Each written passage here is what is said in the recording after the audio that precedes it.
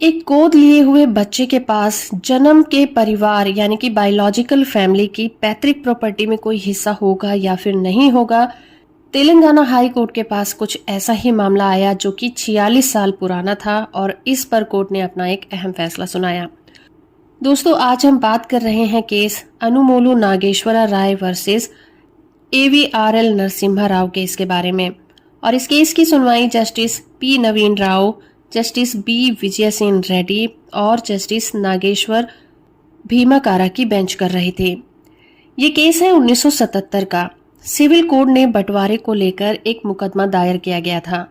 इस केस में जो पेटिशनर है उसे उसके मामा ने गोद ले लिया था और जब उसे पता चला कि उसे गोद लिया गया है तो उसने अपनी बायोलॉजिकल फैमिली से पैतृक संपत्ति में हिस्सेदारी मांगी और कोर्ट में एक मुकदमा दायर कर दिया। अब इस केस में दो अहम मुद्दे थे, दो अहम क्वेश्चन थे जिन पर कोर्ट को सुनवाई करनी थी और फैसला सुनाना था। पहला क्वेश्चन तो ये था कि क्या किसी ज्वाइंट प्रॉपर्टी में जो कॉपर्सनर होते हैं उनका पार्टीशन से पहले ही अधिकार होता है या फिर पार्टीशन के बाद उनको कोई अधिकार मिलता है। और दूसरा क्वेश्चन ये था कि क्या किसी भी बच्चे को गोद लेने के बाद भी उसका अपनी बायोलॉजिकल फैमिली की प्रॉपर्टी में अधिकार होगा या फिर नहीं होगा। तो इस केस में जो ट्रायल कोर्ट में जब ये मुकदमा चला था तो वहां पर एक famous case Nayudamma versus state of Andhra Pradesh के मामले में आंध्र प्रदेश हाई कोर्ट के द्वारा निर्धारित किए गए कानून का पालन किया गया और कहा गया कि पेटिशनर के पास गोद लेने के बाद भी अपने जन्म देने वाले परिवार की पैतृक संपत्ति में अधिकार होगा। फिर इस आदेश के खिलाफ एक अपील की गई जिसे खारिज कर दिया गया, जिसके बाद एक रिवीजन पिटीशन भी फाइल की गई और उसे भी खारिज कर दिया गया।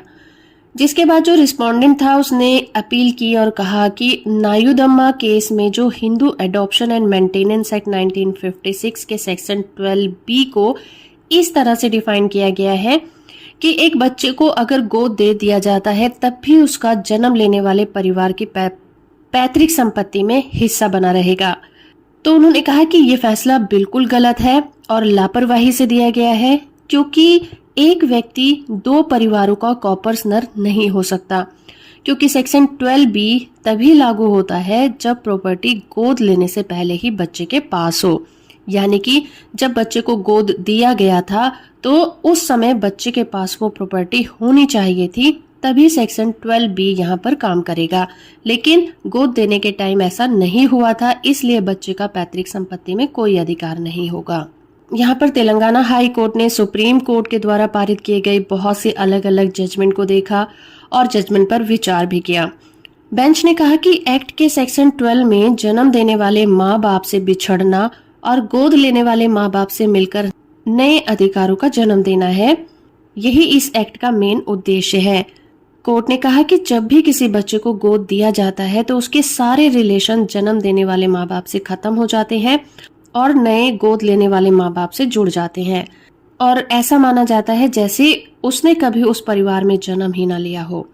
इसीलिए हाई कोर्ट ने अपना अहम फैसला सुनाते हुए कहा कि गोद दिए हुए बच्चे का उसकी बायोलॉजिकल फैमिली में किसी भी तरह का कोई रिलेशन या अधिकार नहीं रह जाता। तो इन्फॉर्मेटिव है तो आप इसे लाइक, शेयर और चैनल को सब्सक्राइब करना बिल्कुल मत भूलिएगा।